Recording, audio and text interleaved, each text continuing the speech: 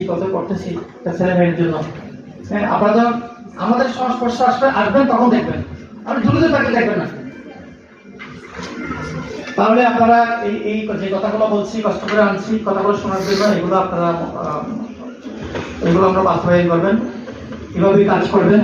তাহলে দেখা যাচ্ছে আমরা সাকসেস হবো ইনশাআল্লাহ। আমাদের যে রেজাল্ট হচ্ছে সেই রেজাল্ট আমরা তারাই বজায় রাখবো, আমাদের সুনাম অক্ষুণ্ণ রাখবো। আর আমাদের জন্য দোয়া করবেন যাতে আমরা শারীরিক সুস্থ থেকে অনেক দূরে, নিজের ঘর থেকে, নিজের গ্রাম থেকে অনেক দূরে চলে আসছি শুধু সার্ভিস দেওয়ার জন্য, সেবা দেওয়ার জন্য। সেবার উদ্দেশ্য কোনো উদ্দেশ্য নেই। এই সুস্থ থেকে যাতে রোগীর শেষ পর্যন্ত সেবা দিতে পারি, এদের জন্য দোয়া করবেন। আপনাদের প্রতি আমাদের প্রতিষ্ঠানের পক্ষ থেকে আপনাদের আসলে কৃতজ্ঞতা প্রকাশ করে আমি এখানে শেষ করছি। আসসালামু আলাইকুম ওয়া রাহমাতুল্লাহি ওয়া বারাকাতুহু।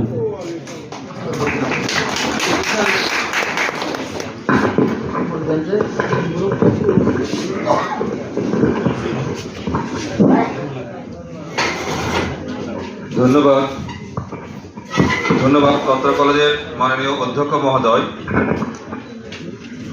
অত্যন্ত গঠনমূলক বক্তব্যের মাধ্যমে আপনাদেরকে অনুপ্রাণিত করেছেন, এবং আপনারা যদি এই বিষয়গুলো শুধু শোনার মধ্যেই সীমাবদ্ধ রাখেন তাহলে কিন্তু এই কষ্ট করে নিয়ে আসা, আপনাদেরকে কষ্ট দেওয়া, এটা কিন্তু বিফলে যাবে। সুতরাং স্যার যে গঠনমূলক কথাগুলো বলেছে, আমরা এখানে অনেক শিক্ষক আছে, কথা বলার অনেক সুযোগ ছিল, এবং আপনাদের অভিভাবকদের মধ্যে থেকেও আমরা কথা শুনতাম, কিন্তু দিন ছোট, সময় কম, এরপরে আমরা বিভাগওয়ারি ভাগ করব। সুতরাং ইচ্ছা থাকা সত্ত্বেও আপনাদেরকে অনেককেই হয়তো সুযোগ করে দিতে পারছি না কথা বলার।